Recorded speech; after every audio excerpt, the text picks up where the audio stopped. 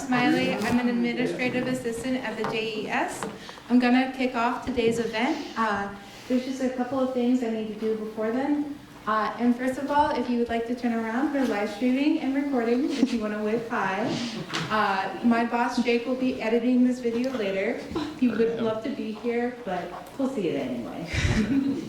And just some housekeeping notes. If you need any assistance, don't hesitate to ask me throughout the program. And I'll talk about some upcoming JES events we have. So first of all, tomorrow, Wednesday, March 12th at 6 p.m., George Deutsch will be at Harbor Creek Township Building presenting the relationship of the U.S. and Putin from 2000 to the Ukrainian War. And then Friday, March 14th at 12 p.m., Tina McGee, BS, will be presenting a lecture at the Jefferson Educational Society, Grow Erie, Revitalizing and Reimagining Investment in the Community. And then I would like to introduce tonight's speakers. We have Kimberly Hawks and Shelby Scouten, I believe.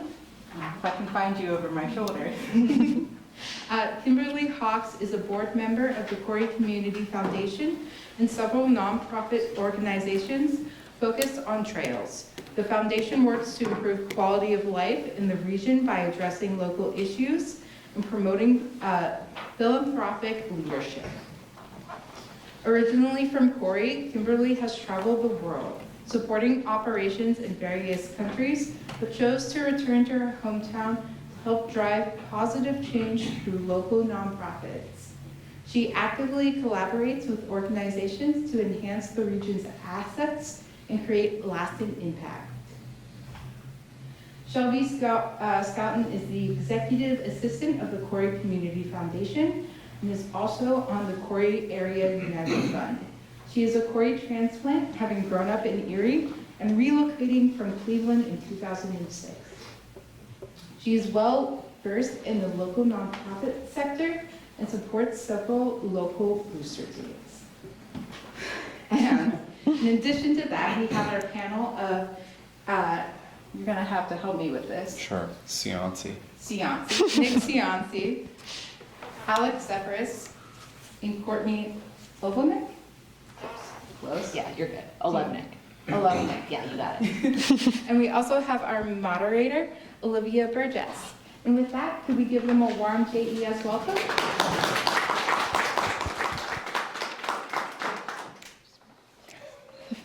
Hi, everyone. So as you just learned, I'm Shelby Scouten. I don't need to introduce myself now, but I want to thank everyone for being here this evening. I want to thank Olivia for making the trek, for Nick, Courtney, and Alec for also being here, board member Kim Hawks, and we have another board member in the back, Marnie Roach. So thank you all for coming.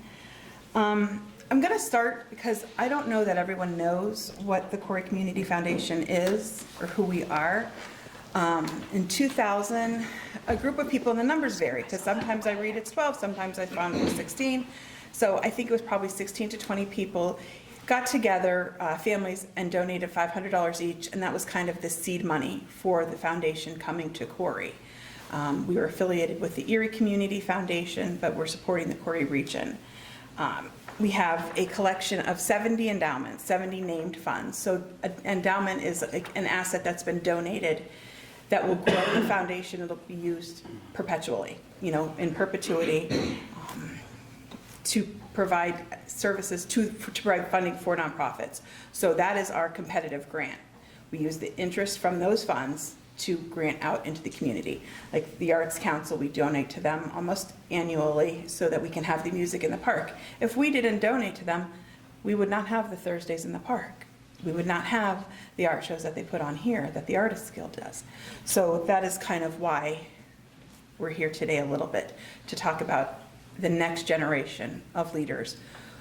We would like to, I lost the card. Grow as a foundation. We turned 25 this year. This is our 25th anniversary. So we are looking to grow. We're looking to start new initiatives in the community, to become more visible in the community. And that is, you know, why we want to kind of engage the next generation of leaders. They're going to be our next board members. They're going to be our board members on our foundation, on other nonprofits in the community. They're going to be school board members. They're going to be city councilors. So that's why we're here today, to kind of get that first step going. I didn't talk about Bruce Smith, and I actually found this today from 1994. In 1977, Bruce Smith donated money to the Erie Community Foundation for Corry. The Erie Community Foundation then gave that to the Corry Community Foundation when we grew up. He gave us $1.5 million. That is now worth $4 million and has given away 3.7. So that's what it's all about. It's about growing money forever. So I'm going to let Kim take over now. Sure. So a little bit more about Corry Community Foundation, or CCF, as we refer to ourselves. In 2022, we conducted a strategic review. We had the original, focus areas, that we had targeted on, but we wanted to make sure, are they still what we really feel we should focus on? So we went through this review and came up with the focus areas identified here to the left, all in the spirit of, what are the actions that need to be done to create a healthy Corry. And so you can see we have health, safety, and housing, environment, arts, culture, and lifelong learning, inclusion, and economic well-being. And everything that we are doing, we are trying to make those decisions to see, will it help, Corry become, a healthier city? So we work with all the nonprofits in the area. We work, a bit with the city to try to help them out, because if the city is not doing well, then the region is not going to do well. But one of the things that we know that we need more diverse voices. We need people from, every, work background, every age background, and that was one of the things that we started working with Erie Community Foundation about their Emerging Erie Fund, and said, we've got a lot of people there, as Shelby is saying, that are the next generation potentially leaders, and we said, could we do something like that in Corry? So we wanted to have this discussion here to see, are people interested in this? Again, because a lot of the people that are on the boards, in the area, are maybe in the latter half of their career. They're maybe retired, semi-retired. They have more time to actually devote to boards. One of the things that we thought was very interesting about Emerging Erie is, there are people that are maybe in the first half of their career, and they've structured it such that how much time do you have to give, or are you willing to give?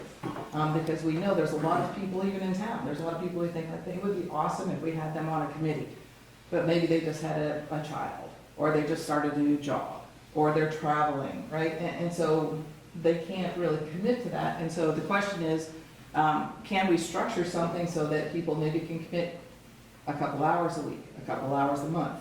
And that's one of the things we want to learn from the Emerging Erie group. We believe that, these diverse voices will actually help us make a better Corry faster. And so one of the things that we've actually talked about at the Corry Community Foundation is, is this initiative that we believe in, and it is. So it is something that if you all decide that this is something that, we should do in Corry, and we've got people that, after they hear what Emerging Erie people have to say that, yes, I'd like to do something like that. CCF is willing to provide some seed money, so that, I don't think we'll have quite the funds that Emerging Erie has just yet, but we will have funds so that the people on this group can independently decide what grants do they want to offer, right? Not that CCF says, oh, you have to do this. This is really be kind of an independent group. One of the things that will help with all of this is you'll actually learn how charitable foundations work, and you can carry that on into your other future endeavors. So with that, why Emerging Corry? Again, we are looking to gauge this interest. In 2021, we actually developed a community strategic plan. But at the speed that the world is changing right now, we need to come back and revisit that and make sure that are the actions that we are taking still valid? Do they need to be modified a little bit, or has the world changed so much that we really just need to maybe stop that initiative and move on into something else? We want to tap the learnings that we have from Erie Community Foundation. That's one of the benefits that we have of being affiliated with the Erie Community Foundation, is that they have done a lot of things. They are obviously larger, they've got staff. They actually have a lot of staff. So we can ask them, like, what have you done? What would you, not do again? What would you do again? And so tonight, Olivia has helped us encourage 3 members here from the Emerging Erie Fund, Nick, Courtney, and Alec, to come down and speak to us. And so with that, I'm going to go ahead and turn it over to Olivia. We're going to have a panel discussion. Do you want questions while people are we're having an active discussion, or do you want to wait till the end? Sure. I would say mid. Yeah. Okay, he's in charge. Alex really in charge around here. Yeah, we could jump in and then we can try to set aside some time at the end too. But yeah, my name is Olivia Burgess. I am the Director of Collective Giving at the Erie Community Foundation. So that means that I get the pleasure of working with our affinity funds or our collective giving groups, of which the Emerging Erie Fund is one. So these are 3 of our board members who have very kindly agreed to come and spend an evening with all of us down in Corry. So before we get started, do you guys want to just say a quick hello and introduce kind of your day job and your role with EEF? Are we live here? Maybe. Matter. Okay. Okay, so my name's Nick Cianci. Currently the chair of the Emerging Erie Fund. Been a member for a few years. I guess we just don't want the mic. I think it's going to go live It's on stream. now. Okay, so it's hot for you. You're good? Okay, perfect. Okay, let's do that. So my name's Nick Cianci, currently the chair of the Emerging Erie Fund. Been involved for a few years. Maybe the second year we got started, I think I came on board. Day job, I do charitable giving to UPMC Hammett, so I work for Hammett's Foundation.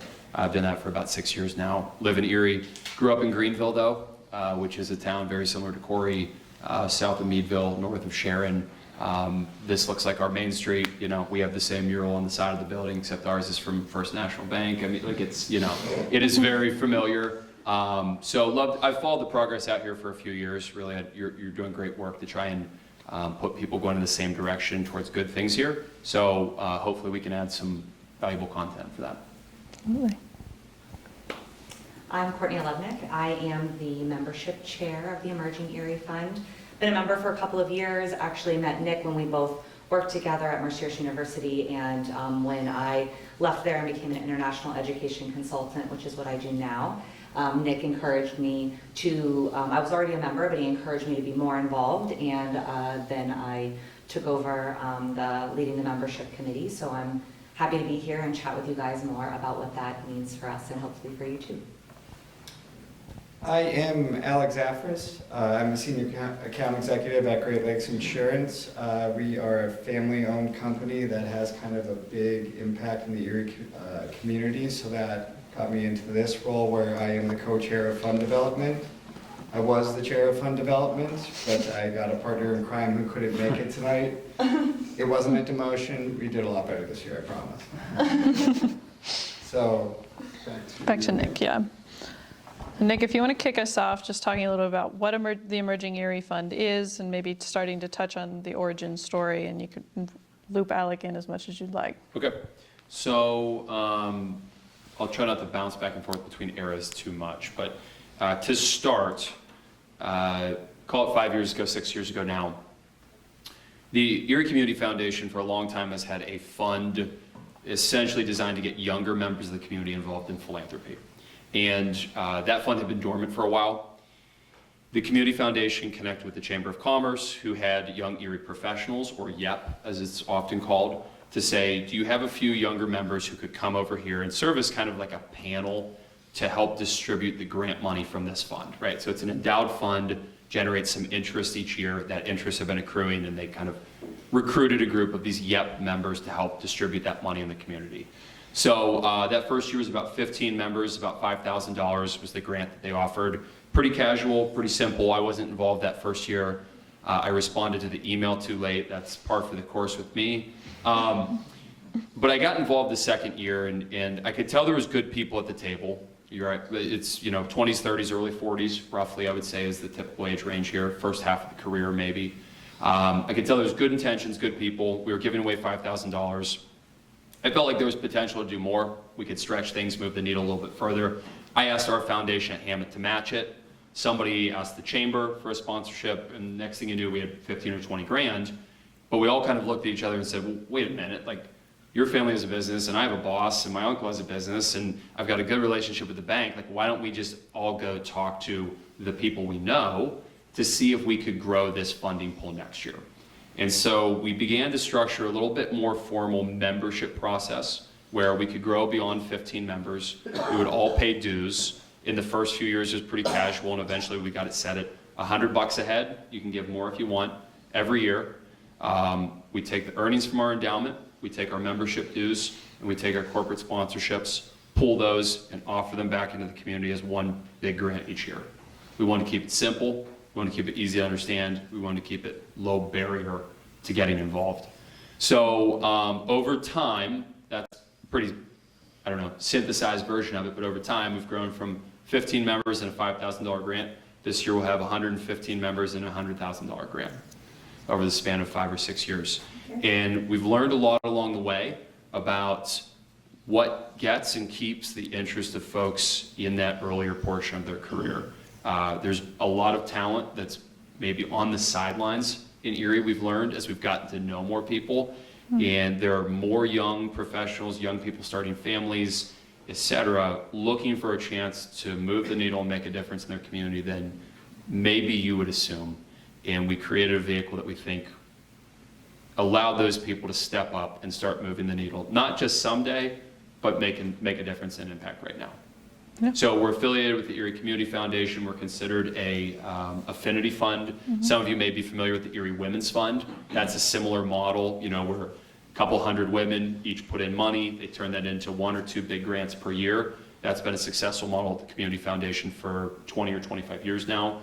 We kind of created our adapted version for younger professionals who may not have quite as much personal wealth, but also have connections from our sponsors, and that has worked out for us. So I'll pause there. Alec, anything to add? Early days? Early days? Yeah.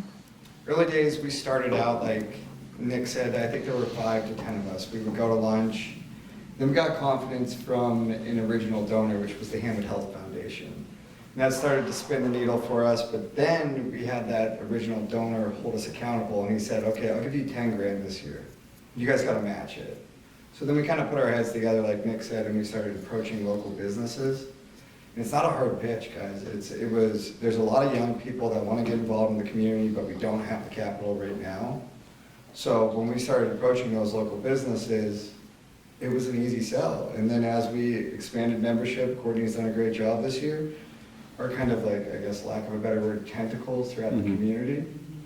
So we've got more reach everywhere, every year. That helps us to expand because we add 20 members, we add 30 members, and every member knows somebody. So I think that's, Yeah. Absolutely. Courtney, do you want to touch a little bit more on what it's looked like to build out a membership model, especially as we've gotten a little bit more serious about giving about a good structure in the last couple of years, and what you and Emily have learned in building that out for us? Yeah, so as Nick mentioned, our membership dues are what we consider modest at $100, right? And so that $100, first and foremost, buys you a vote, right? That's your vote for the grant recipient. And we think it is the most important piece of what we're doing, right? But with that $100, you're also able to join a committee. You're able to attend any of our networking or education events that we have as well. So you can really get involved whether you want it to be an hour a year or an hour a month or an hour a week, right? It's totally and completely up to you. We have a lot of members that kind of ebb and flow with life, right? We've talked about, people having a baby or starting a new job and things like that. And we don't want, while we would love for our members to be as engaged as possible, we also don't want that to be another barrier to entry, right? So it's come and be as involved as you can, as you want. And I can tell you from talking with the members that I do, everybody is really excited. They just want to be involved. They can't wait to do it. And Alec was talking about membership growth, and what I'm seeing right now, and I'll talk a little bit more about it, but what I'm seeing right now is it's just so organic.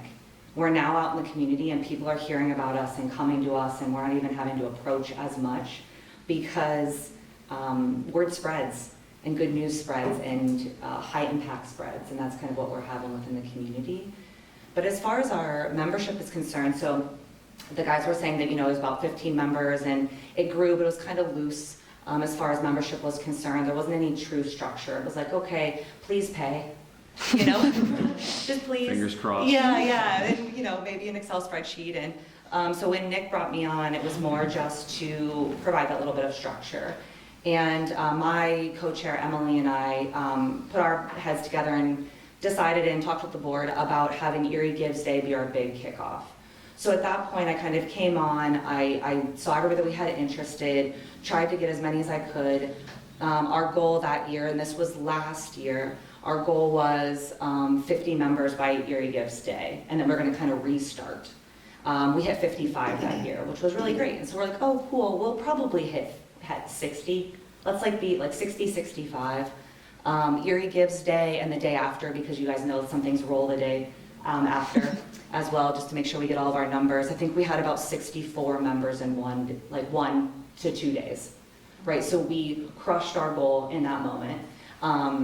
We jokingly, I think, came to the next board meeting and we're like, well, guys, we're done. We hit our goal for the year. But you know, the fund development, and Alec will get into it too, where they kind of stepped up what they were going to raise as far as sponsorship dollars. We wanted to step up membership then as well, since it was, again, such an easy sell in that way. And we set our goal then for 100 members by end of May is typically when we close our cycle. So end of May, we hit 100 members in January. How many cups of coffee do you have in January? I had a lot of cups of coffee. So part of my pitch, I do carve out a lot of time for this. I really just genuinely believe in it.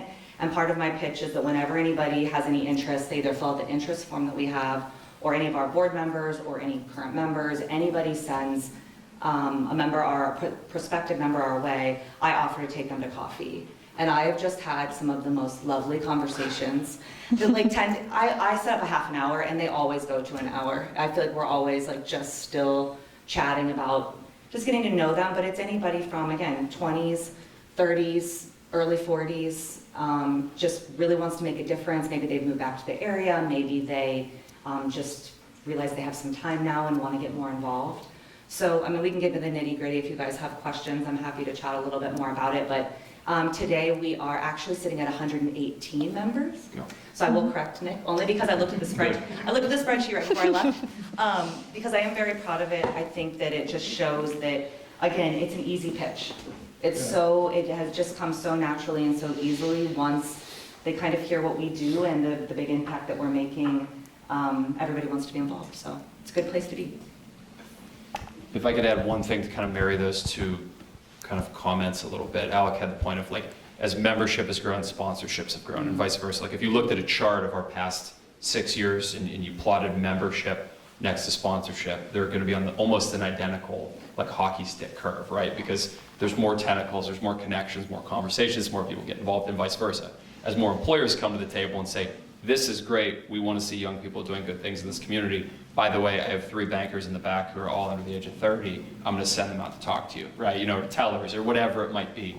And the other thing I think has helped to drive that growth is that people want something that's impactful and simple, right? They want to be able to understand it, and they want it to change something, right? Not just talking about talking. So as the grant amount has grown, I think, you know, we hit 45 or 50 grand a couple years ago. People are like, oh, that's okay. You know, they started to get a little more attention. At $100,000, it gets a lot of people's attention very quickly. You know, and we've had this theory that we'll make big bets on the things we care about. We don't want to split $100,000 15 different ways and give, you know, a lot of groups this much progress. We want to help somebody jump to the next level with something that's very meaningful, right? Mm-hmm. And we've kind of come to learn that our focus areas of our grants kind of came about organically. We kind of used to use the term economic and community development. It's kind of broad and loose. Well, we kind of boiled it down to, we watched our first few grants and saw the ones that were kind of like slam dunks, right? Or the close seconds that maybe just missed but were real popular. We call the buckets people and places. So people is essentially workforce development or supports for successful careers or meaningful careers. So that could be everything from career training, something very hands-on, like a construction trades program. In theory, we could fund a childcare program that helps families stay on the track to successful careers, right? On the places side of the equation, basically neighborhoods and public spaces. Houses, homes that look and feel better, blocks, streets that look and feel better, safer. Those are tangible ways that our members can see and feel the difference when we invest in those things. And that's where their heart is. So those have become, that has helped drive our engagement, our growth, I think, because those have been, they're easy to understand, but they're meaningful areas that our demographic seems to have a real interest in. So I think that grant making piece, like you've all done a great job of calling out, like that's at the heart of the value of membership. But I know, Courtney, you mentioned there's a lot of flexibility in how you get involved, but a couple of those value adds, if you're looking to get more engaged, is joining a committee and or attending events. So do you want to touch a little bit more on that social component and what it looks like when a member is saying, I want to contribute more of my time to this effort? Sure. So with the committees in particular, so I think I looked right before I left. So we have our steering committee, of course, so like sitting on the board. But then we also have 6 different committees as well. So we've got fund development, membership, grants, engagement. Sorry. We're working on building out our comms and marketing efforts Comms and as marketing well. and events, signature events. Yep. So, so we've got those 6 committees, and yeah, you can be as involved in those again as you want to be. I mean, most of us as chairs, we kind of all run our committees a little differently, right? We have different times when we're going to need more of our individual members' times. It's going to take more of our time. Just kind of depends on time of year and committee. But that's always an option for our members to get more involved. And then as far as our events, we have what we call our signature events, which is our holiday party, our grants reception, post-grant, celebration, our brews and dues, which so on our Erie Gives Day, that's the day we want everybody to join, right? That's our huge push, our big push day. And I'm really interested to see what that looks like this year with so many more members. Really kind of fancy. Was great. I know. Well, our holiday party, was rocking. That was a good time. We have that brews and dues as well on Erie Gives Day. So everybody gives on Erie Gives Day, and then we all get together and we kind of celebrate that, right? So that's another big signature event for us. So that would be what our event committee handles. And then with our education events and engagement, that's more of maybe visiting past recipients and seeing what they've done with the money that we've provided. Maybe that's, we had a joint session with Nonprofit Partnership and Erie Community Foundation about the nonprofit landscape in Erie and what that looks like, just trying to educate all of us, right? Like, while we're getting into this, I think I still learn every day. I still come across new nonprofits. I think some of our members have mentioned, when we get into our grants process and we select our top 3, and maybe Nick can talk a little bit more about that process as well, but when we get to that top, how sometimes they've never even heard of these nonprofits, right? And so we're kind of bringing these nonprofits up and bringing them to light, and maybe they're not fully funded by us, but maybe a private donor comes along and is like, I love this idea. I'll support in any way that I can, or whatever else. So I think it really just is that bridge to more connection and more networking and just a better understanding of what the Erie community is looking for and the initiatives that would help move the needle. So before we get into the grant making process, we've touched a couple times on the sponsorship and asking for support, and that's Alec's area of work. So Alec, if you could take a minute to talk about what the fund development process looks like and how we're able to make grants of this size without needing our members to give us $1,000. So we were prepped with the questions before, so I thought about this on the way up, and I thought there's 2 ways we can go into this, right? And it's just from fund development sides. There's the Women's Fund, and they channel their membership to raise their money. Then there's what we do is we take our mission and we package it up and we go to local business leaders and say, hey, this is what we're about. The reason we do that is because we don't want to create a barrier for entry for people to come in. So our $100 dues that come in, they're not as expensive. Like the Women's Fund, their tiers go up to like $2,000, right? Anywhere from $250 to $2,500, yeah. Yeah, so we knew that wasn't plausible for that young group that we wanted to engage. So our mission is saying, and this has been our recent sales pitch, it wasn't our original one. Originally I would go to people and say, we're investing in people and places. Now what I say to local business owners is, you're investing in a group of young people that want to get involved in the community, and then it's also investing in them essentially learning about these nonprofits and what's going on in the nonprofit sector. It's bringing awareness, because Erie's gotten some momentum recently. So it's bringing awareness to all that, and that's been our pitch recently. And what we do on our fund development side is our cycle starts, and we've changed the cycle a bit as we've grown. Everything changes and we get a little more formal. But we start in November now. We get in front of like larger businesses like Erie Insurance and Marquette and Erie Bank, and we put our initial asks out to them because they have to put it into their budget before. And then in January, we start to ramp up and reach out to local businesses and ask for their support. And we probably meet with our fund development committee, which we've convinced 15 people to join me and my partner. And my partner, it's like my life partner. I think he'd be flattered to hear that. Yeah.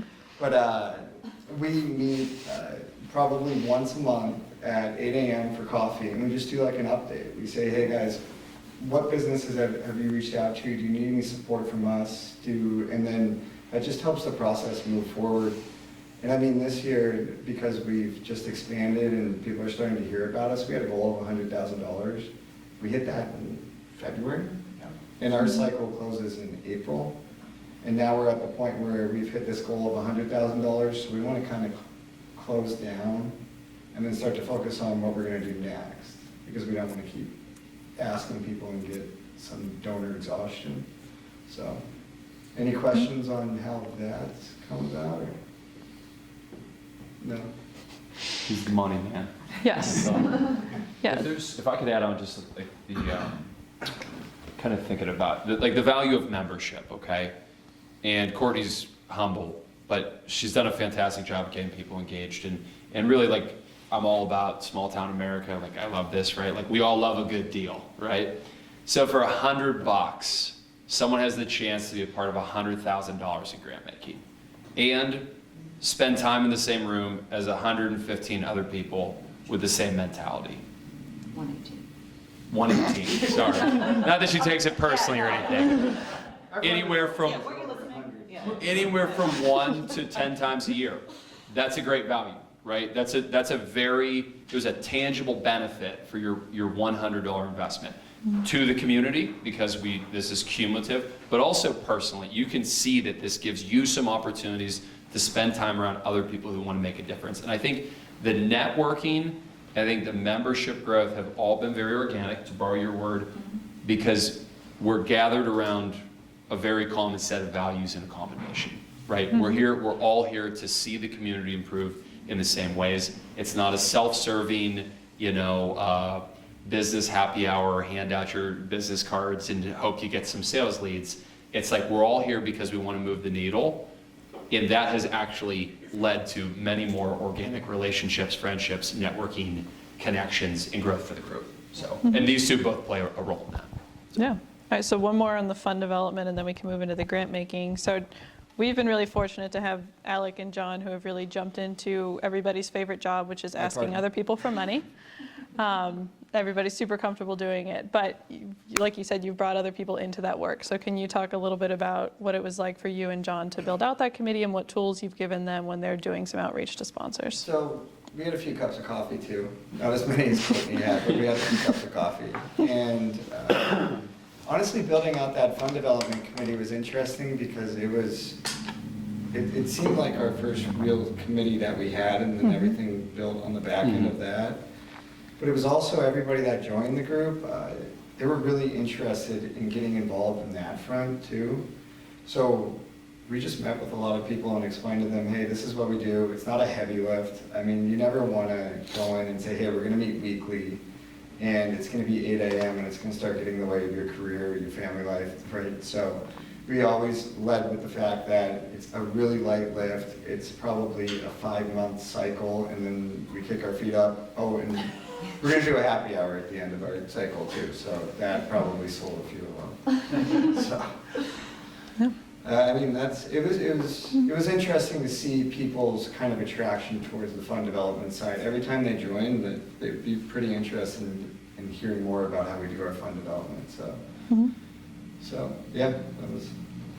So once Alec and John bring in the big bucks, as we've mentioned, we move into kind of the actual grant making going out to the nonprofits. So Nick, I don't know if you want to start with this one, talking about what our grant making process looks like and what our focus areas are for that work. Yep. So generally, I kind of mentioned our priority areas, our focus areas, people and places. In the spring, we put out kind of an RFP. We work with the Community Foundation to do this, a request for proposals.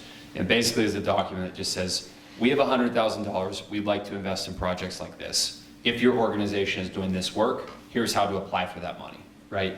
And that's again, we lean on ECF, Erie Community Foundation's strength there, so we don't have to build that system too much. We've worked with them to fine tune and change to our preferences a bit, but they give us back-end support there.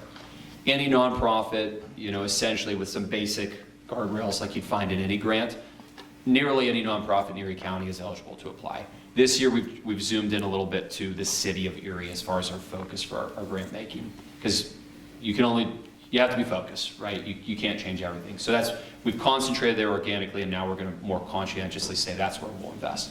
So any of those organizations can apply. Last year, I think we had 26 applications, just to give you kind of a sense of scale. The board reviewed those, the board had those and scored them with a rubric at home. We submitted kind of a rank order. Those were aggregated. We sat down with the group and say, collectively on paper, here's how they were kind of scored top to bottom. We focused on maybe the top half and discussed each of them individually and said, here are the pros, here are the cons, here's how they align with our mission, here's where, we have a hesitation with this one, or we've seen good success over here, whatever it might be. Narrow it down to 3 finalists. So for example, last year's 3 finalists were Erie City Moms, which is an organization that supports single mothers in the city of Erie. They were starting a home ownership program, so they bought a house, a duplex, and they created kind of like a rental program where monthly rent was held in escrow, and then these women could then in turn use that as a down payment on their first home, and they left. So Erie City Moms for that project. Grow Erie, which was like an urban agriculture project, very big scale. I think it was actually mentioned in the opening remarks a little bit. And a group called MEDS, which is essentially healthcare, a healthcare operation designed to service new Americans on Parade Street in Erie. They were expanding to a second location. They were elsewhere on the east side, expanding to Parade Street. 3 very different, solid applications. Those 3 rows at the top, those 3, their leadership meets with our entire membership. Anybody of the 118 members, anybody who's available at this date and time, we'll have a room bigger than this at Marquette Savings Bank. They'll come in, they'll give a 10 or 15 minute pitch to the group, answer Q&A, move out. Next one comes in, 10 or 15 minute pitch, Q&A, head out, next one comes in, right? We finish those pitches, and then we have round robin discussion. And I remember doing like kind of, mental math last year, and we had 55 members or so at that point, and maybe half of them turned up for the vote. It was like 95% of the people in the room either asked a question to the presenters or had a comment or question when we did the large group discussion. So people are bought in. That experience, that voting process, if you see that, you get what we do right away. Yeah, it's the engagement we get from that. It's just, you feel how much the group of people cares. You feel what's on the line in terms of the opportunity for the organizations. You recognize, like Courtney said, the second place vote winner might end up getting a grant or a sponsorship from somebody in the back's business. Because, they're like, we love that one, my boss would too.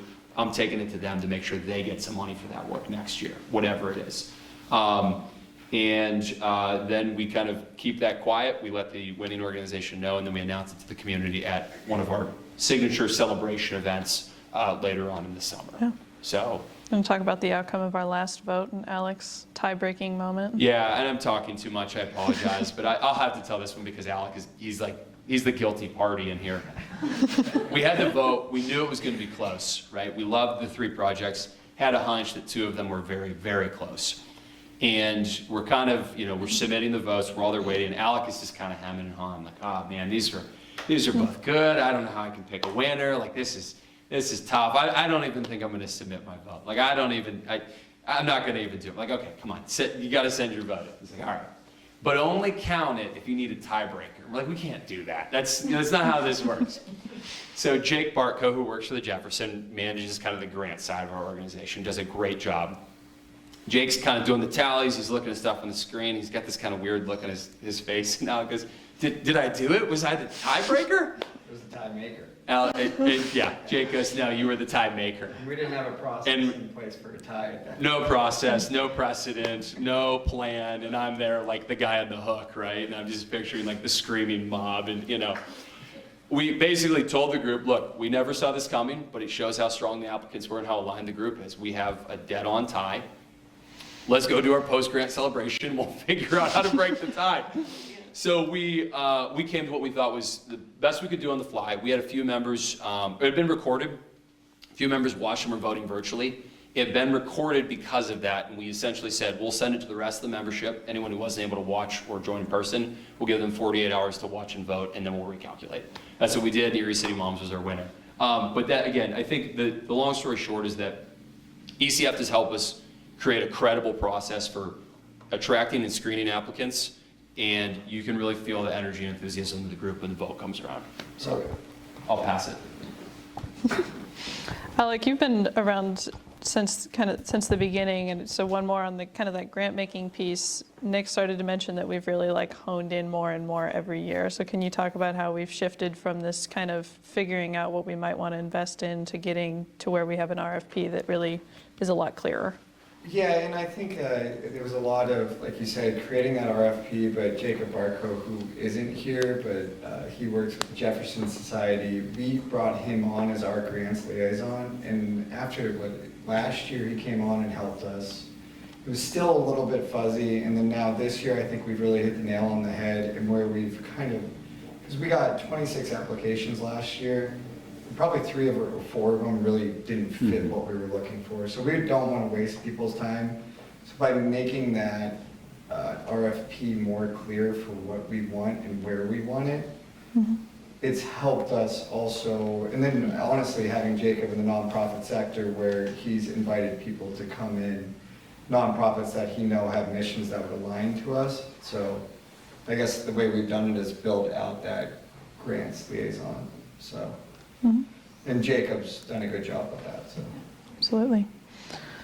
All right, we're approaching the end, and then we'll get to where all of you are welcome to ask some questions. But for each of you, in either for EEF in general, for your areas of work, a lesson that you've learned along the way, and a challenge that you're working on moving forward. I promise. Courtney's process oriented. She wants to know. Courtney will go last. You've got the mic. Oh, gosh. What did you say? A challenge that you... A lesson that you've learned along the way and a challenge that we're working through now. A lesson that you've learned along the way. Gosh. Should we make Nick go? Yeah, make Nick go first. I like that. I've learned a lot, honestly.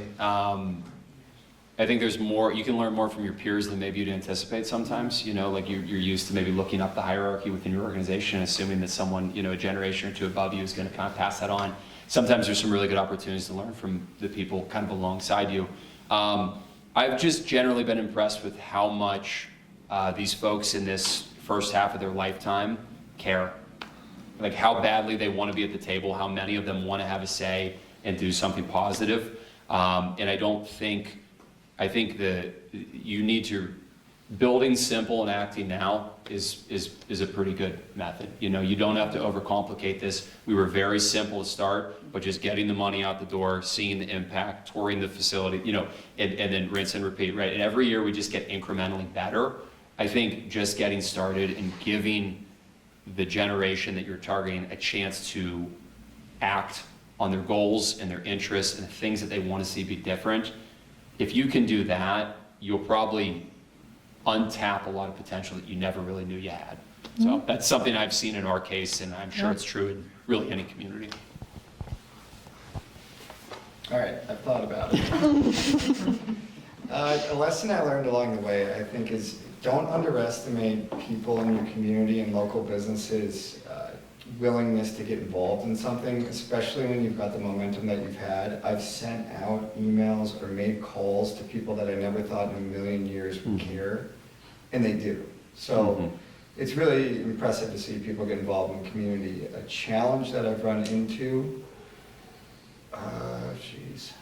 don't drink too much coffee at Ember and Forge. It's been a really rewarding process. I wouldn't say it's something that like you really enjoy doing. I don't really see a lot of stuff as challenges. I think it's more so how do we get around it. I guess maybe just at the beginning gaining that momentum, but now that we have it, everything's become a lot easier. So that would be what I would have to say. I never know how to end it. That would be Like a really profound closer. So I would say a lesson I learned, I think it kind of mirrors what both the guys have said here, just in that when you come to the table with like-minded individuals, there really is so much change that can happen. I've sat on a lot of committees, I've been a part of a lot of boards in my years, and I feel like, I don't know, there's just always just individual challenges there on whether it's just all coming together as a group, all having the same work ethic, all wanting the same exact mission to kind of come to fruition, right? There's like all these different kind of like personalities and things, and I've just felt like with the group that we have, it's just really special.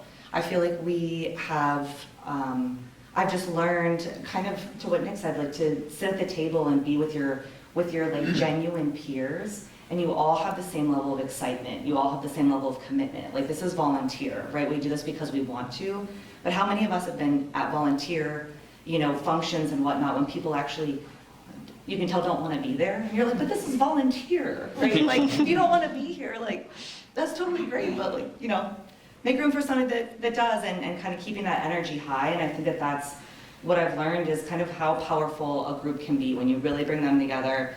The amount of time that we all, as board members, spend, kind of honing in on like what our craft is, our particular committee, I think really shows in the output that we've had.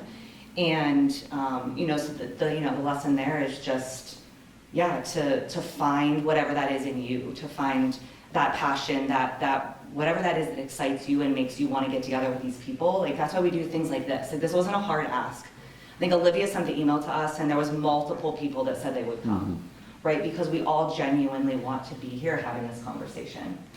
As far as challenges, I mean, in particular for membership, I think the challenge that I see is with the quick growth. It's how do we keep the members engaged? How do we have that one-to-one connection, right? I actually can't go to coffee with like,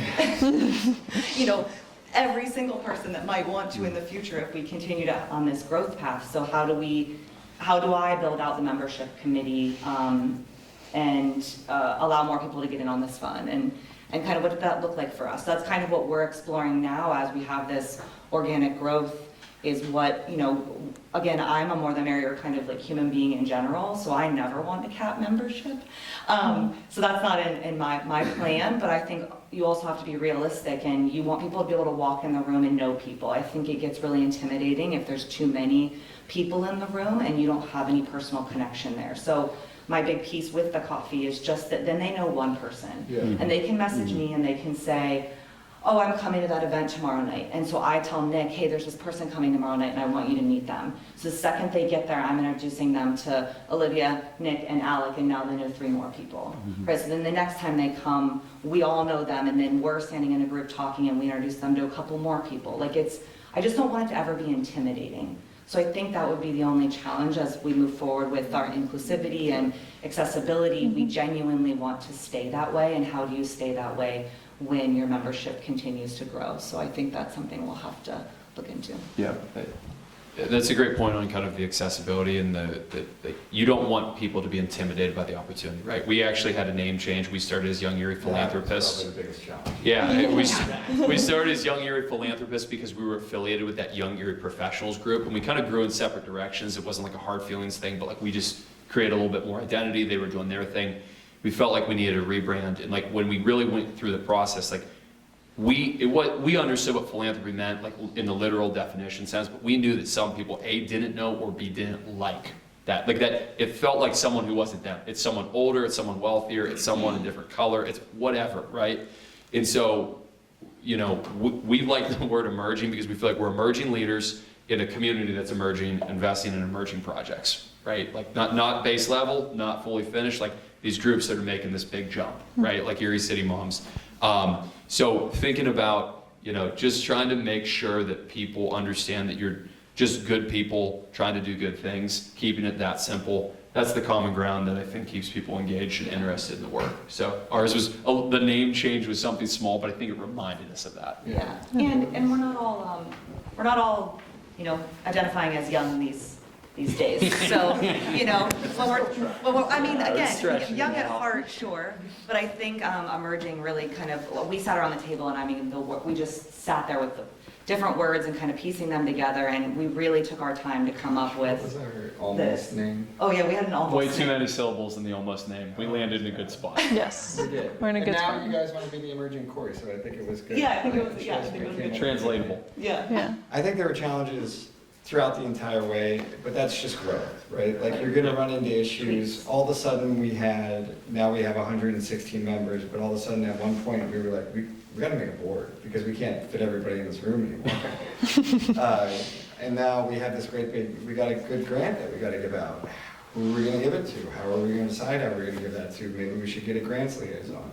But it never really felt like a challenge because we had such a great core group that everybody just was amicable about it and everybody was able to say what they were able to say, so. Yeah. And that's All what I would right. say. And that's what I. Alec found the profound closer. There you So go. does anybody have any questions for anybody up here? Circulate this. I have a question. I mean, obviously, Alec, I mean, you were there from the beginning. Yeah. And so, when this group was formed, did, ECF just let you go out there and try to figure things out? Did they try to give you guidance? I mean, how did you come together to at least start taking some of those first steps?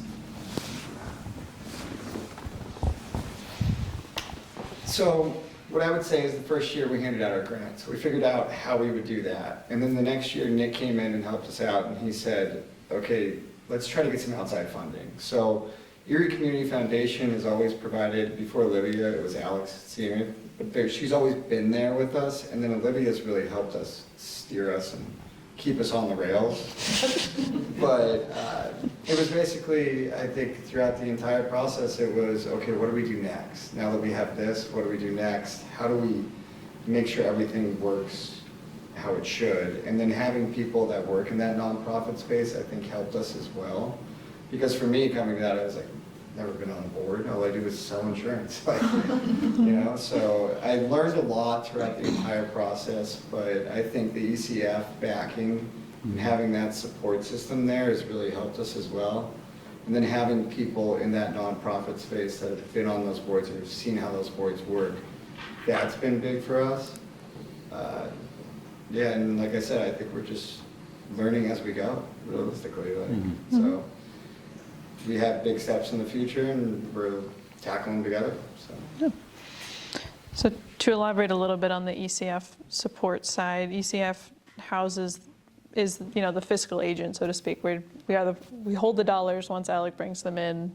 So there's the logistical piece of that, and also doing the issuing of the grants. We have the ability and the infrastructure already built in at the ECF to do, have that RFP, put that out through our channels, connect to the nonprofits that are a part of our network, and to then actually issue the grant dollars from the fund that's being held at the Community Foundation. I do a little bit of work with pretty much everything that the Corry Community Fund, or that the Emerging Erie Fund does, which has been a real joy and a pleasure. But this board and the folks who are here are really the ones leading and driving the work. I mean, they come to the table and they have so much energy and enthusiasm and excitement, and they know what the kind of impact they want to make is. So our job is really just to facilitate that and to try to make that possible. And I think Olivia's really patient with us. There are some days I think when I email her like 5 times, I'm like, hey, today's my EF day. Yeah, we call it EF. So I'm like, today's my EF day. And so I send her like 5 emails, and she's very patient and kind, always. So thank you for that. Public We shout had out. a hand. Yeah, I think the back end support from ECF is important. Our group, it wouldn't make sense for us to manage an endowment personally. It wouldn't make sense for us to, have our own 501c3 for donations to land out. This is the simplest form, I think, right? So if there is a group launching here locally, I think it would make sense absolutely to align with the Corry Community Foundation. I hope that was okay to say. how the money works. So January 1, you start at 0 and you go raise $100,000, and then you give that away and you're back to 0. Yes, and I think that's a model that we've discussed on adjusting, but essentially what we were given, we're a field of interest fund through the Erie Community Foundation. We have a $100,000 endowment that they allow us to take 5% interest off. So we don't really start at 0, we start at $5,000. But our cycle starts in November because you want to get in front of businesses before they make their final budget for the 2020, it would be 2025 year. So we start at 5,000 and then we grow that up to 100,000. We have a shared file that we basically look at for local businesses, and we keep all their names on that shared file, what they've donated in the past, and then we assign our contacts on our fund development team to each local business. So for example, like it would be a younger guy working for you, and then he would be assigned to just reaching out to you and saying, hey, would you be interested in donating to our fund this year? What we found is our retention on the businesses typically floats around 90%. Really high. Now, we do have, we are thinking about changing our model in the future to something more sustainable because me and my partner in crime aren't going to be young forever.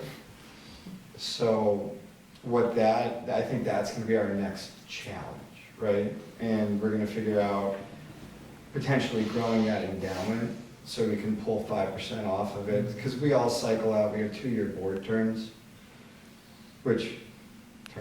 yeah, that's all I'm on like my 6th term if that's the case, but we have 2-year board terms, but we know eventually at one point our board is gonna roll over, and what's gonna drive it is membership and fund development. That's what's gonna keep our group relevant.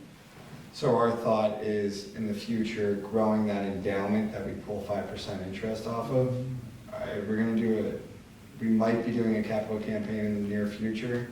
We're looking at setting a goal. I don't want to say the goal yet. It's a big number. It's a but big it would be number. In conjunction with ECF, like we would work with them to set a higher bar, lean on them for support connections. Because essentially what we have here is we now have a fund that has a ton of momentum, and the community starts to know us too, because we've gone from 5,000 to 20,000 to 40,000 to 75,000 to 100,000. So now when we make our big $100,000 grant, it's not somebody who's been making $5,000 grants for the past 5 years asking you to invest in them. It's, hey, we have a board, we have committees from that board, and we just gave a $100,000 grant, so we have something to say now. So it was starting out, I think it was a good model to do it. Sustainability-wise, I think it's going to change in the future. So. Cool. And then talk about the mindset of, so I know you used to make about trying to make a big splash with a big grant. So you gave one grant for $100,000 or somewhere around there. Talk about that mindset between, if you had a tie, giving each 50,000 and having an impact with 2 organizations. Yeah, it's a great question. I've kind of observed some like comparable groups elsewhere and like how they kind of do this, and you know, one that's always stood out to me that's very successful, like they're very much focused on large increment grants, right? It's you know, we'll give away $100,000 until we get to 200, then we'll split the pot, right? Till we get to 300, then we'll split the pot, right? $100,000 increments, and that kind of stuck with me. I think the motivation there is that I think it's more impactful, which that excites. If we can tell, like we gave 45, 50 grand, you know, 2-3 years ago, and to our West Bay front, they do, you know, home repair and neighborhood improvements near Gannon, and we saw that house change, right? We were there. We helped work on it a day, you know, as opposed to just splintering it off in a lot of different directions. Seeing it change, feeling like we put a dent in that project, that really matters to people. And I think that's young and old, right? I don't think that's just real. It's been each year, I feel like we've come back. The first year we split the pot 1 year. And the next year, I think when we came back to one, we were like, that felt good, let's try it again. And each year we've become more and more certain. It just feels like we're willing to bet on something we care about. It does more for the organization. I think it keeps the members more interested. And I actually think it helps with recruiting too. Sponsors and members, when you can say, and we're going to put $100,000 in a nonprofit that matters this year.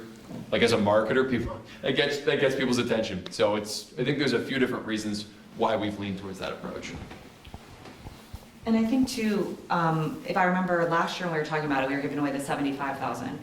And, it's really hard to find two organizations that are your top two that equal 75,000. So maybe you're fully funding one and partially funding the other, but if you partially fund it, then it won't ever come to fruition, right? Or they have to find another funder to fund the other half, and if that doesn't happen, then what? It just was really complicated.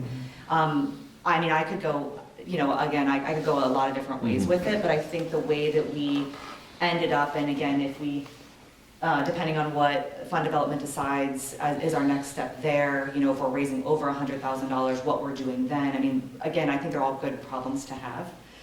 But I think that's kind of also why we came to the agreement to do $100,000 and ask for 100 moving forward. Whereas last year we didn't really put, didn't have to be 75. Right. And we then just pushed as far as we could. Yeah, so. Does that help? Does that make sense? Did ECF give you all of your people that were asking? Like, did you guys funnel from them? No.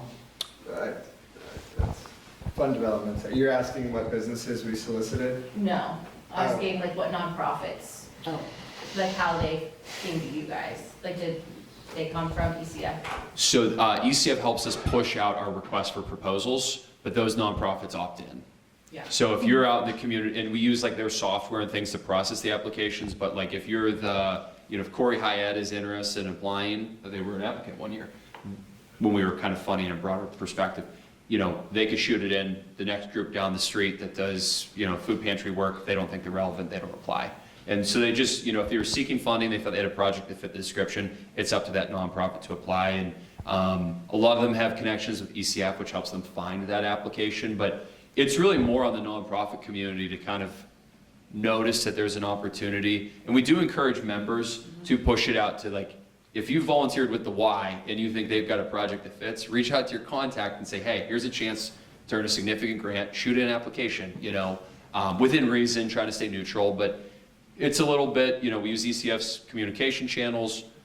People have learned to watch us a little bit, I think, and then individually we honing that RFP too. Yeah. That's a great point. Having the right kind of here's what we're looking for, that RFP, that's really helped people say we'd be a great fit there, it's worth the time, or maybe next year once we get a little further down the road, we'll pitch them that project. We always joke we got submitted for, Conneaut park benches. Park benches in Conneaut, Ohio, and it Yes. just wasn't quite a fit, Somebody didn't read the fine print or any of the print, really. But I You think guys have a board that holds them accountable and checks in and makes everything, make sure it's all full I'm going circle. to talk about the grantee follow-up and the way that we stay in touch with our nonprofits.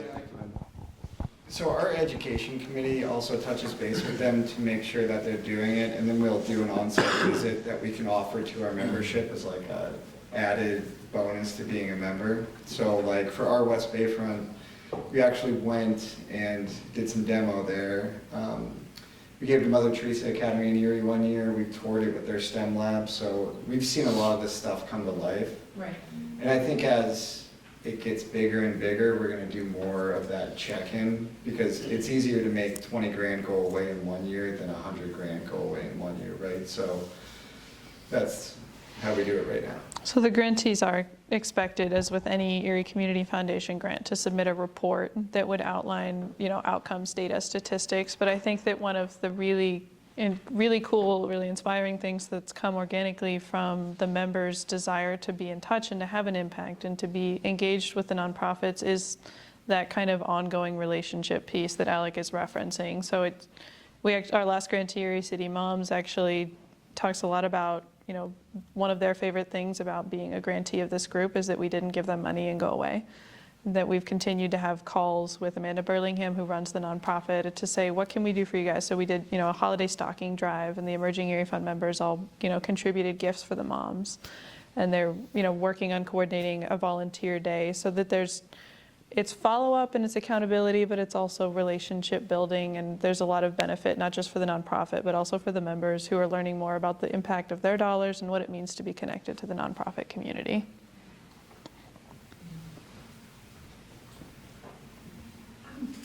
what would you see as one of the most important projects that you've funded? If you hadn't been, if the funds had not been available, it would not have existed or could not have been as good as what it has been. Sure. You guys want to touch on those? Your favorites? No, you got it. Go ahead. Like picking your favorite kid, right? Sure. I would probably say that ECAT was my favorite that we funded. It was also because I wasn't yet a member, and so we had funded them, and Nick actually took me, so after they had funded ECAT, It's and the Erie program- Center for Arts and Technology. Yeah, Erie Center for Arts and Technology. But once that grant had been given and we had gone back for the site visit, that's actually when Nick called me and was like, come, we're doing a luncheon thing here. Come with me. And I was like, all right. And so I get there, and it was just like to see that and to see the money that they had put forth. And how much was it that year? I Was think that it the was 45 it was split that year. 25. So it was maybe a $15,000 or $20,000 grant, not our biggest, 15 maybe. Yeah, but still, the amount that they did with the money that they were given, I mean, we toured the facility, we left, and I remember standing in the parking lot. I think that was when I met Olivia for the first time. And we're standing in the parking lot where the last three left, and Olivia's talking about money. She needed one last sponsor for her events, or there was something going on that she needed. And I looked at Nick and I was like, okay, what do I have to give to be part of this? Like, I just want to be involved, like this, just seeing what the money had done. So for me, that was the most impactful, I think, because I like saw it. I directly, was able to see what the fund was capable of, and then all of the people that benefited from that. And that immediately got me involved. So here I am. Yeah. I do. I liked our West Bayfront project. I don't know if you guys have seen what they do, but essentially like on that lower west side of Erie, it's probably like second to Front Street. They've isolated properties that are blighted, and then they'll come in and offer support to those people. What we did is we gave them some seed money to buy a house, but it was 40 grand to go buy a house. And then what they did is they renovated it, and then they sold it to a family at a discount. So when they sold it too, the idea was that money goes into another house that's blighted. So it was almost like you could think of a domino effect going from starting at that, I think the address was like 811 11th Street. And then once they sold that, they were gonna go to another house. Mhm. So I thought that was really awesome. And then we actually did the outreach there, and when we were demoing the house, and when I say demoing, we were taking nails out of the wall. I was standing cabinet. There was mold. I was in the moldy basement there briefly too. But when we were doing that, like what you saw, and like you could probably speak to it, is like the neighbors all came out, right? Like they started mowing their yard, and that was what our West Bayfront said would happen. And then to see it happen while you're there, you're kind of like, they were right. And I'm glad. I think we made a good call on that one. So that was my favorite. I like them all. Yeah. Got a favorite? I would say those two are probably most popular with the group. I think they were great, both great fits. Alec, I totally agree with the, I literally remember the houses. It's a neighborhood that's a little bit of a mixed bag, right? And so this is a house that like they're starting from scratch. On one side, you've got a house with like very nice little garden, like well maintained, you can tell it's been power washed, the gutters are clean, like all that stuff, right? And the other end was a jungle. And I literally remember, I don't know if we can take credit for it, but we're upstairs ripping nails out, and I watched a man come out of that house with the backyard that was a jungle and start pushing the mower like a foot at a time, like slowly, steadily through this jungle, right? To your point. And so to literally see it, I mean, that felt good for a lot of us, I think. It goes one towards the back, maybe. I had a couple of questions. I'm curious, as far as the donors that you reach out to compared to maybe what the Erie Community Foundation reaches out to. Like with Corry being a smaller community, there's going to be a lot more crossover in asking. So I'm just curious, like what your thoughts are on that. And then I was curious about the interest form too. Like what's on that interest form? Sure. Yeah, so the donors that we reach out to, they probably have a lot of crossover with the Community Foundation, but they look at us as almost like a separate entity. It's not even like, the Community Foundation, they'll seek grants in another manner, but like when we do it, it's more so, hey, this is our pitch, this is us getting young people involved in the community, this is what we're doing. So I think there's crossover, but I don't even think a lot of businesses would even look at it like that. I think it's more so, rather than getting reached out to by ECF, you're getting reached out to by a group of young people that want to get involved in the community.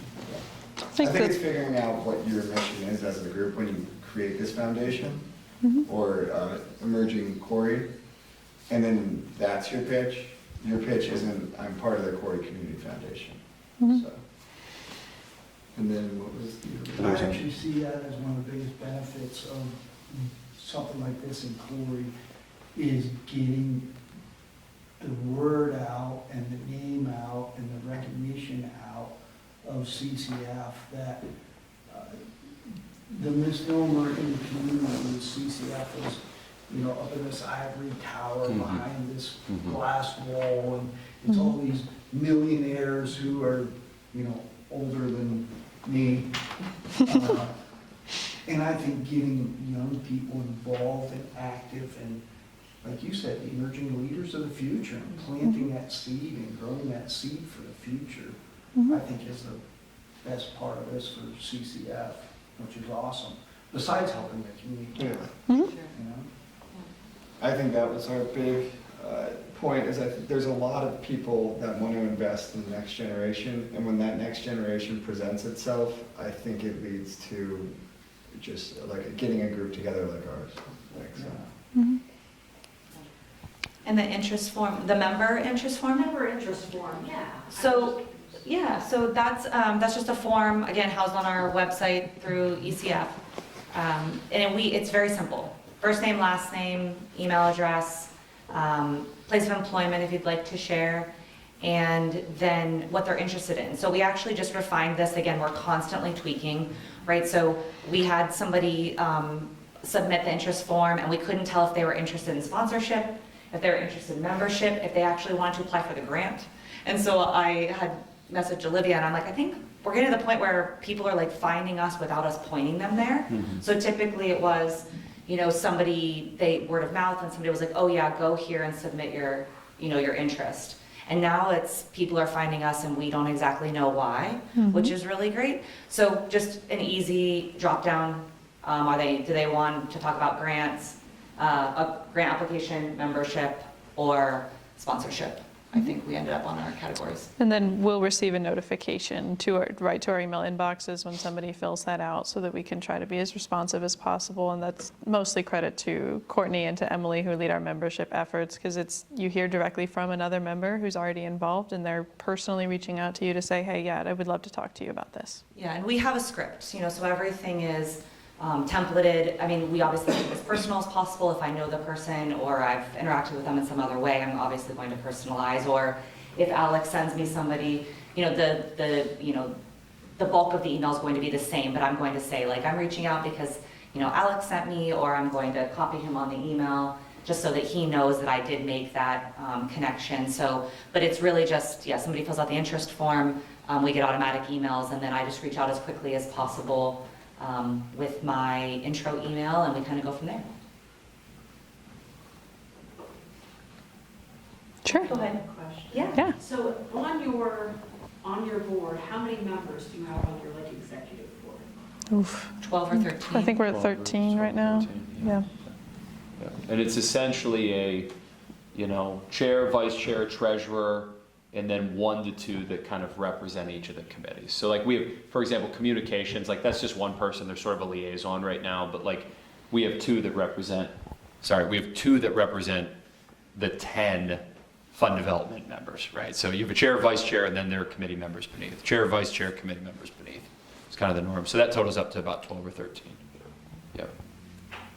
That's been kind of a cool part of the organic growth, is that the board has been built out as each area of work has needed to be built out. So, you know, adding a comms person wasn't something that needed to happen in early days, because we were still figuring out who the group was and what we needed to communicate. But as EEF has evolved, we found, that grants work needs a dedicated point person. The comms work needs that. Fund development has been around a little bit longer, and that's why they have this great established committee. So.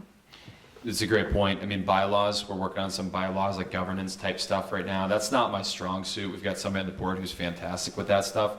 We didn't have it before because we didn't need it, right? Like we've just added the things we wanted, again, that, think big, build simple, act now. Like we've just added these things on as they've become necessary. Okay, we're gonna start talking to businesses about money. Maybe we should have a committee that does that, right? Okay, we're starting to get a lot of interest and more people joining. Who's gonna talk to them? We should have a membership committee. Year over year, those things have just kind of tacked on as appropriate. Anything else? If we were able to create an Emerging Corry Fund, would we be able to contact Emerging Erie often for guidance, especially in that first year? Yeah, absolutely. Yeah. I'll be done in about 6 months.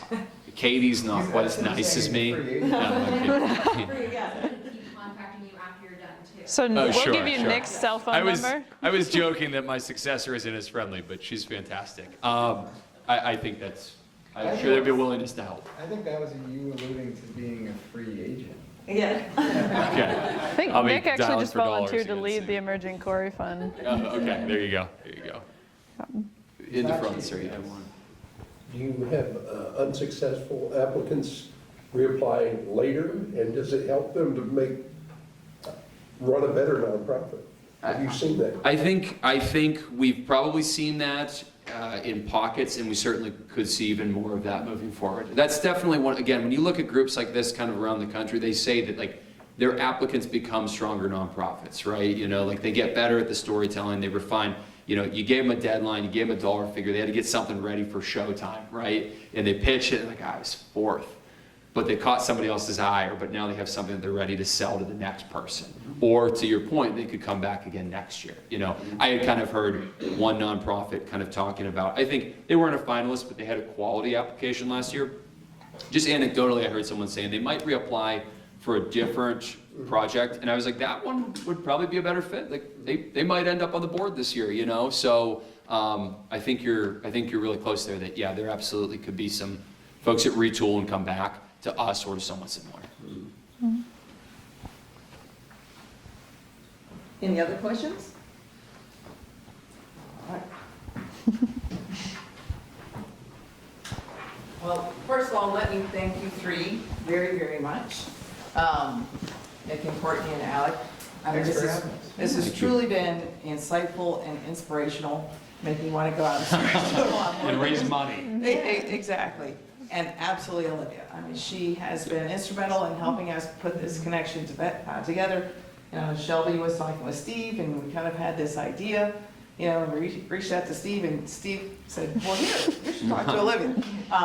And it's been absolutely wonderful. So you really all have been very, very inspirational, I think, in the things that you've accomplished. I think there's a lot of things that we can learn, from you all, and I hope that we actually do. So what are the benefits of an Emerging Corry? For you, people that may be interested in this. You can be a part of the change that you want to see. You define what that change is, and then you help make it actually happen. CCF is going to provide some seed funding, and hopefully we get Alec to teach us, how to get investment. I think the pitch that you guys are taking, I had not even thought of it that way, but that is such a wonderful pitch of, we're looking to businesses to invest in the next generation. Mm-hmm. That's so different than we're looking for money so we can give grants. That I think is something that is inspiring, and so I think that's awesome. Again, anybody that would be a part of Emerging Corry, you're going to learn about the local nonprofits that we have and CCF and what we do and what we don't do.